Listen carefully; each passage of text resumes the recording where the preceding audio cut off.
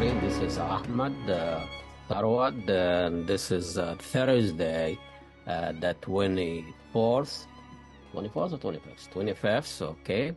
And today we're going to be an interesting conversation. It's a book review. It's called The Arabic Glitch by Professor Laila Shereen Sakr. She is a professor of media theory and practice at the University of California in Santa Barbara. And she really into technology and data mining and data analysis, and kind of digging into the mess and chaotic of the internet and what is going on, to try to make sense of it. And with her very soon, and find out the story behind the book Arabic Glitch. What is the glitch is all about. She calls it a digital banana peel, and it's just kind of unexpected but interruptive detour that changed the course, different direction, and different paradigm, and different understanding. So stick with us until we...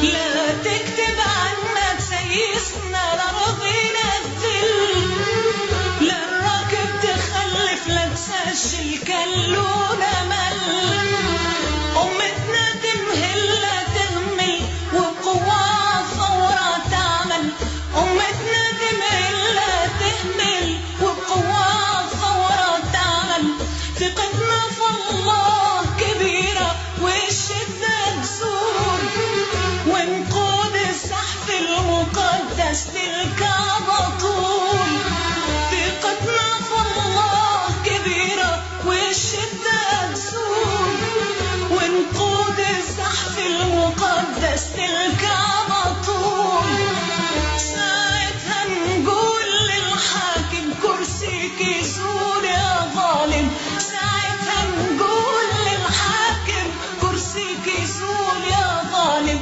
وساعتها نطهر مدنس جيش الأسطول. Shereen Sakr, she wrote a new book, Arabic Glitch, Technoculture and Data Body and Archives from Stanford University. And she's been researching and studying how technology affects human and society and culture. And I really intrigued by how technology interact in our society and affect it in a such way you cannot separate between what's really digital, what's really human, and we don't know. We have now artificial intelligence, and we don't know. I don't know if you are really the real Laila. I mean, I can see image. It could be a copy of a copy, so I don't have any. I have to trust the fact that you are who you are. I mean, it's a tremendous book, complicated for an average person. I'm a journalist. I'm not an expert on anything. However, I'm gonna just summarize what I got out of this book, and then you tell. All right. Yalla. Ready? Yep. Ready? Yep. Okay. Ready. The Arabic Glitch. I think what you're trying to do that Amel went to Twitter, or now it's X, and smacked Elon Musk on the back of his head and told them, I am here, and stop that shit that you are putting on us every day. So this is a kind of studying how Arabs, activists and, Arab social, especially 9/11, what happened in Tahrir Square, and how their effort to try to find a space in the internet, a space in the digital world.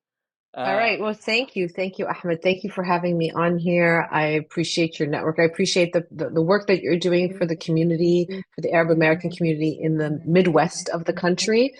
I've lived in Cincinnati, Ohio for many years, and so the Midwest is deep in my heart. Um, just to say, Elon Musk bought Twitter from Jack Dorsey just a few years ago. So yeah, Jack Dorsey was the founder of Twitter when it was Twitter, and he's the guy that I've been working with. Well, yeah, Amel way before Elon Musk, but Elon Musk is involved in Yeah. technology. I mean, in space and technology and all of this before Twitter. But anyway, I'm just giving you And that brings us to today. And so, I honestly, I'll just to give you a sort of the history or the backdrop why I wrote this book. The book spans about 25 years of research. And not just research, but sort of a practical, on the ground experience. We can start in the 1990s with the rise of global capitalism everywhere. And we know what the 1990s brought us. And then after that, we had 9/11 and 2001. So there was the pre 9/11 era. Really, the 1990s was a prolific time for the exportation of an American capitalist system globally. And what did that look like? And then we have the post 9/11 era, which is really the global war on Afghanistan and Iraq that went on for decades. After that, during that era,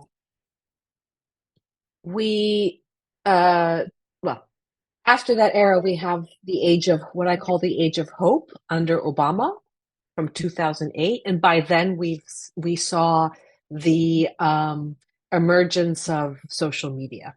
I'll get to in a second. But under Obama, by the way, I want to say I came up with the idea of VJ Amel before Obama ran his Hope campaign, and I need to really bring that apart, tear that apart a little bit, and sort of break that down and understand what was the idea of hope historically at that historic juncture, and what role was it playing. So the age of hope is really from 2008 to 2012. It includes the Arab uprisings that many people have coined the Arab Spring. And if you read in the book, I explain how that terminology is very problematic and really is pointing to 19th century populist movements in Europe. Again, these are all framed within a capitalist system. So there's a lot to sort of unpack. And then after the Age of Hope, we've had a moment of years of counterinsurgency and insurgency in general, globally, from the counterinsurgency in Egypt, right? The counter revolution, right, in Egypt. And then you saw the rise of organization like BLM in the United States. And then later, a very right-wing U.S. Political parties, again, insurgents who, took over the U.S. Capitol in 2021. So that's that middle period. And then we've moved into this age of catastrophe since COVID until now. Okay. And then we can look at also the environmental catastrophes that have been happening, which is way predates this period that I'm calling this age of catastrophe, which one would say from 2020 till today. So this is the landscape. I started doing this work. I've been was from the late 90s, started building websites. And working as a publications editor, multimedia editor at Georgetown University in Washington, D.C. A lot of work started then. I was also writing poetry and building poetry collectives and participating in spoken word movements. And then after the global war on Iraq, there was a huge activist community globally that sort of... Well, but let me stop you a second, because through that active global activism, especially in Arab American. You met Kathy Haddad here of Mizna, right? Yes, She yes, I did. is with us, and I've been working with Yes. her for so many time, so long, and she's a great representative of Arab American voices, and her wonderful Mizna magazine. I mean, you talk about literary magazine, you're talking about poetry, you're talking about spoken words, you're talking about this. How would this interact with the internet at large and affect it in a way, or vice versa? Yeah, so yeah, that's where the book hopefully brings us the category of the techie. So you can look, there's this history that I just Yeah. articulated, but now let's look at this history from the perspective of the techie, the Arab techie specifically. In 2004, I think that's when I met Kathy, and there was a Rawi conference in New York, and Mizna was just beginning at the time. Yeah. So really, for me, it all began. As I said, I had been building websites in the late 90s. This is Web 1.0. After the global war against Iraq, there was a global activist movement that was sort of there was an uprising globally, lots of protests. And we organized together. How? How? Through websites. This was the beginning of Web 2.0. And so there was a relationship between media activism and on the ground activism as early as the early 2000s.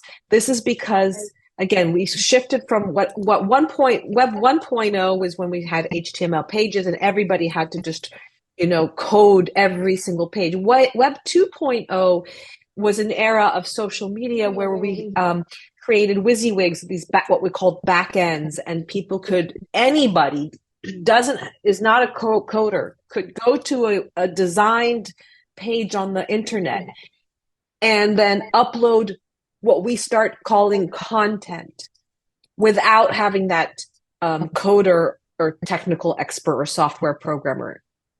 That is Web 2.0.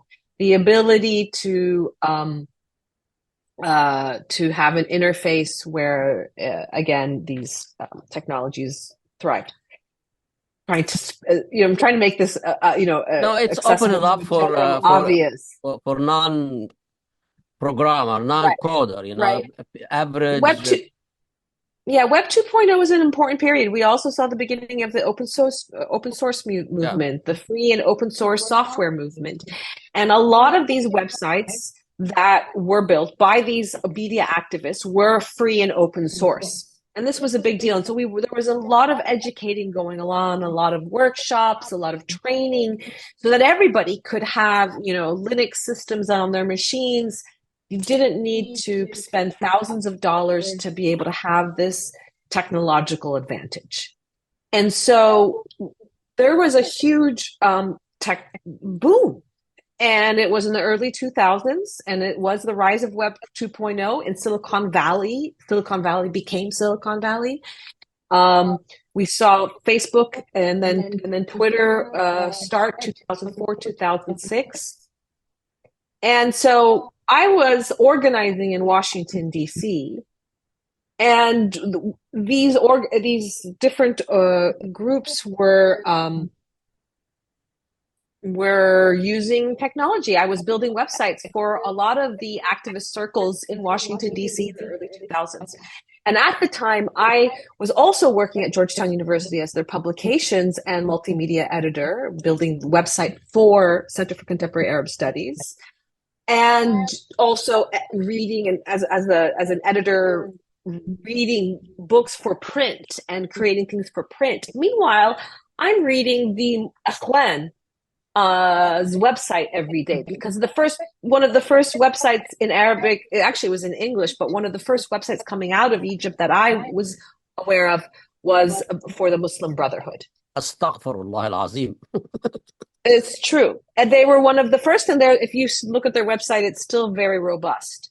And there was the Kafaya movement, right? And they were also online. And then we started seeing blogs grow, and there was a huge rise of the كلنا bloggers. I mean I remember during the 18 days or before كلنا Khalid Saeed. Oh, That was the umbrella for all the activists, not just in Egypt but in the airport. And I think that has a huge role and galvanize people in one direction, because when you say people, it open up the point one or point two, open it up for layman or average. But there was no umbrella for any. Everybody was just, it's like a wild internet. it was Everybody's doing crazy. their There was thing. no regulation. There's no regulation. There is no way of getting this people together. And I know Occupy Wall Street was really influenced by Arab Spring. What was the connection there? There are people here in the United States saw what's happening in Tahrir Square, people taking public space and staying there until they make change. Well, the connection was exactly the years before the Arab Spring, which is the global protest against the war on Iraq. This global protesting of against the war on Iraq, there was a global war, right? Everybody was there. That created a network.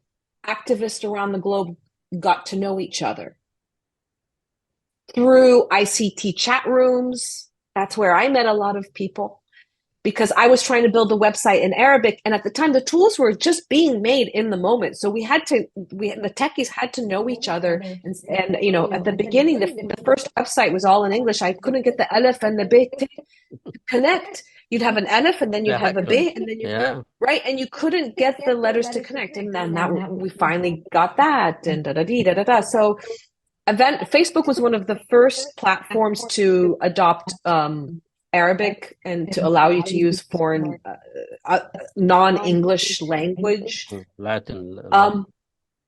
Now, why do I say that the Arabic-speaking world is the center? Because the relationship, the tie between the politics and this history that I've told you articulated, as along with the technology, they're intertwined. So it was the building of the networks in the early 21st century that enabled people to, they already knew each other. So the people who were protesting Occupy Wall Street were in conversation with the people who were protesting in Tahrir Square. We're in conversation with the people in Hong Kong. We're in conversation with the people in Brazil. Right? And so that they were not that they knew each other very, very, very well. No, Malcolm Gladwell, a pundit for the New York Times, makes the distinction between loose ties, and these are loose ties, but they're ties. Yeah, they're ties, and information is still being exchanged. I just have an anecdote here, and I want to cover one of Occupy Wall Street, and they also were supporting what's going on in Tahrir Square. And I know there was a story, during Mubarak, and Mubarak media were accusing the people in Tahrir Square, they are those sassy people, they drink and have sex, and also they were eating Kentucky Fried Chicken in Tahrir Square. That means they are just elites. Elites, no, but it's different than what Sadat said on the people in 97, they were thieves. There was the revolution of the thieves and the poor. Mubarak said this is the revolution of the elites, have nothing to do with the Arabs. They're eating Kentucky. So the food symbolism is like they are traitors. They are connected to America. So I was covering the here in downtown Minneapolis, there were an occupation, and I took with me falafel. And I let them to eat falafel, and they were asking why I was trying to make the falafel. People in Tahrir Square eating Kentucky Fried Chicken, you guys eating support falafel. So you are not really real American. You are traitor to the Arab. You eating terrorist food. You are eating falafel. And we had another interesting connection. See, when we start thinking about we start looking at our lives as networks. you start seeing systems and networks at play. Some of them are social economic systems, some of them are technical, some of them are material. And then you can understand what the glitch does. So what the internet provided a whole new network, another new network for a new system for all these exchanges. But I think I talk in the book about the Wisconsin, right? The labor movement in Wisconsin. Yeah. The Egyptians in Tahrir bought pizza for the protesters in Wisconsin, and it made Twitter. It was a big story. Somebody in Tahrir ordered pizza and paid for it with their credit card in Cairo for the laborers in Wisconsin. Yeah. That's a great story. Where it is in the book, but it's in the book. This goes back to what I was saying. This historical frame, starting with the 1990s, is important because the 1990s although Kentucky Fried Chicken predates 90s, but the 1990s is a time that really was like exportation of U.S. capitalism and culture. Part of that is KFC. My mother would say consumerism, Mickey Mouse and McDonald's. That's what my mother always says. Speaking of that, my memory is not strong, so I jump on something I remember. So, but anyway, you always talked about that chaos has logic, technology, algorithm has logic, and you're interested in that. Try to find the logic. And if you walk in the Tahrir Square without anything in chaos and cars and dogs and people walking and people dirty, whatever, but there is a logic there. I've never seen a major accident, so there must be a logic that people follow. But the thing is about and as an academic, they take their theory and go to the field, which is a mess. It's a messy years ago, but it's really been much longer process. So I've spent a long time. I will also say it's because I'm a feminist. This is a feminist approach or way of doing things. You think so? I think so. Yeah, because it is feminist, not in the sense that feminist in terms of politics, because feminists look at sort of in a non-hierarchical way to look at more of expansive a way of looking, and then from there pulling. It's more of an intuitive reasoning. It's also a rhetorical way of thinking. The idea of having a theory and then going and applying it is a very scientific method. Linear. No, it's scientific. It's the scientific method. You have a hypothesis, and then you take your hypothesis and you test it. I'm not doing that. Yeah. I'm doing a rhetorical method. I have questions. Rhetorical method of inquiry is what we do in the humanities, where we have a question, we go about answering that questions, and then we have. So I've had these questions, and my way, while it's been messy, is to create creative, artistic pieces. And so through the mess came Archive. Through the mess came VJ Ahmed. Through the mess came all these remixed videos. So first it was a creative process.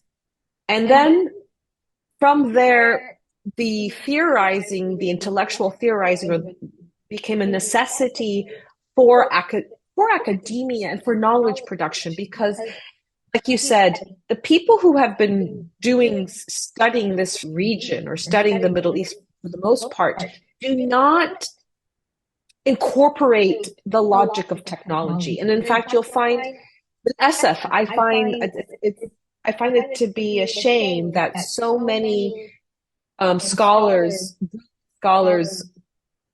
consider technology outside of their domain, and so they don't engage in understanding the logics of technology, even though it is the logics of technology that are really dictating all of the systems that we live in, especially today, even more now. So if I was telling you that we needed to understand technology in the age of social media, when we were just curating, when the technology was simply curating human-made work, content, what am I to say to people today when the technology is generating our culture? our images, our text. That's what AI is. The technology is now generating, creating images. It is writing for us.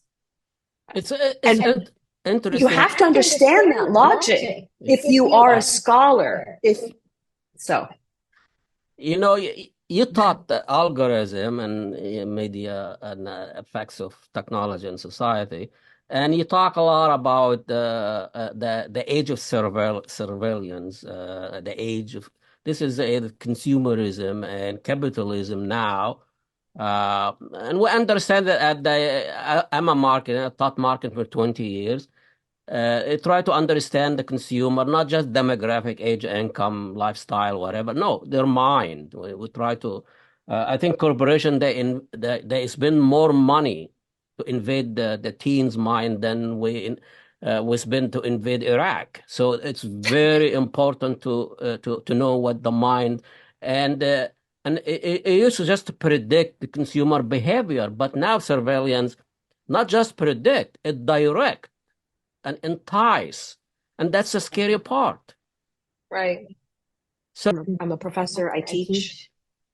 I think education is critical, especially for this new generation. They need to have procedural literacy. They need to have that logic of technology embedded in their brains. They need to understand it more than anything else. So that's number one and the top of my list. I also recognize, and I've said this before, that I've witnessed that we're in a very ugly moment. Technology has really created a lot of echo chambers, and so there's all these bubbles. People are no longer exchanging information. They're controlled by one larger system. It's less of a democracy and more of a authoritarian structures that we're living in. well, people used to go to the mosque, ask the imam or whatever. Nobody goes to the mosque or any culture. So all they do, you go to Ayatollah Google.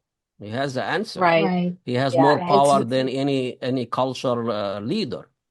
So and what we're doing is we're giving, and every time we go to them, we're giving them our power because we're giving them information about us, and so they're becoming stronger and smarter. Interesting. And I mean, people when they get depressed or they want something, they have questions. In old days, you go to the imam, you go to the priest, you go to the cathedral, and seek out answer. Now you go to the shopping mall to find answers to your problems, and you buy things, and then you get the bill at the end of the month, huge bill. You get more depressed. Where do you go? You go to a mosque again. You go to the mall again. This is a vicious cycle. The consumer, the brands never deliver their promises. I mean, if you are depressed and you say, "I'm gonna buy this converter, and a car, and red car, and a BMW," well, at the end of the day, you're still the same idiot that has a new car. So it does not solve the problems. Yeah, and this consumerism has been around for many decades while the technology has shifted tremendously. I think that what's worse is that we have this consumer culture, but in addition, we're isolated from each other now.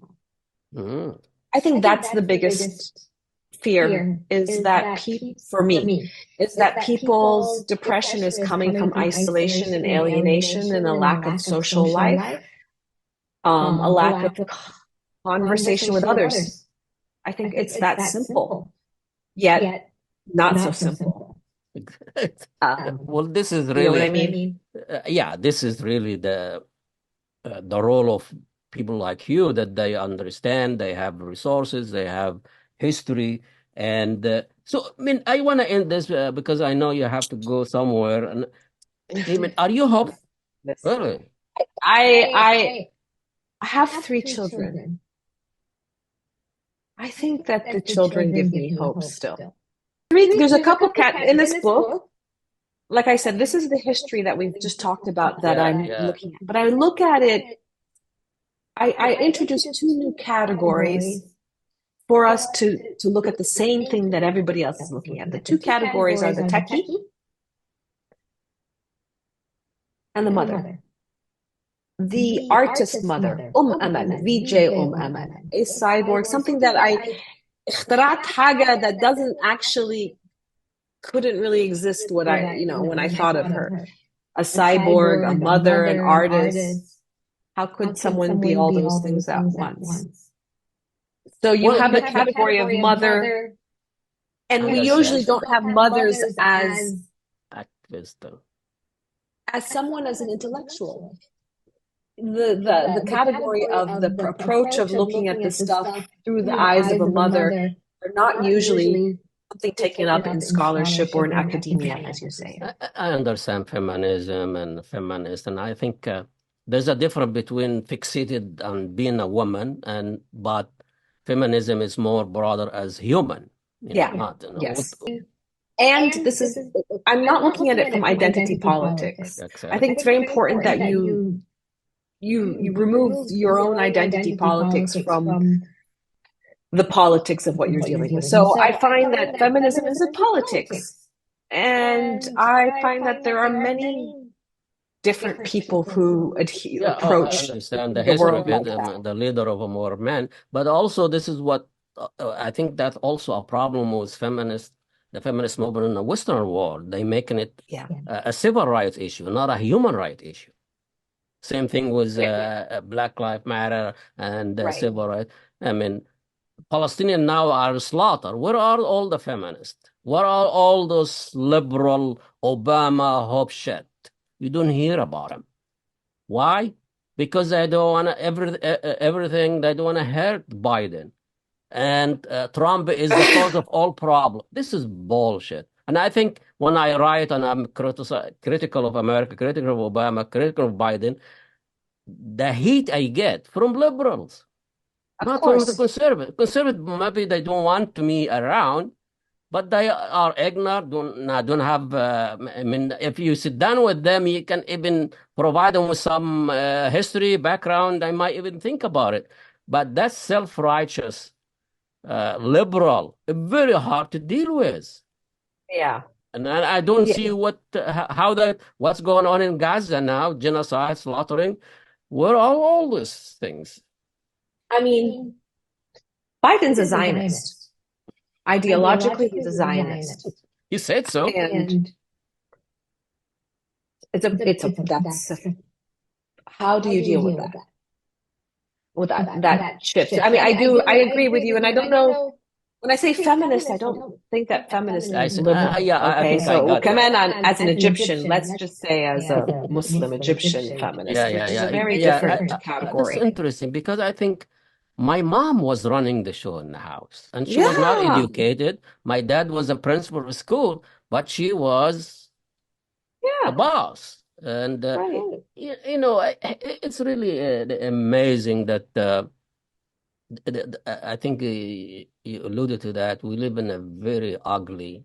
Thank you so much, Professor Laila, Shereen, Sakr, and we wish you well. Enjoy the weather there, and we'll talk soon. And when I meet Kathy Haddad, I let her know that I actually talked to you. Please do. And when this goes up, send me a link.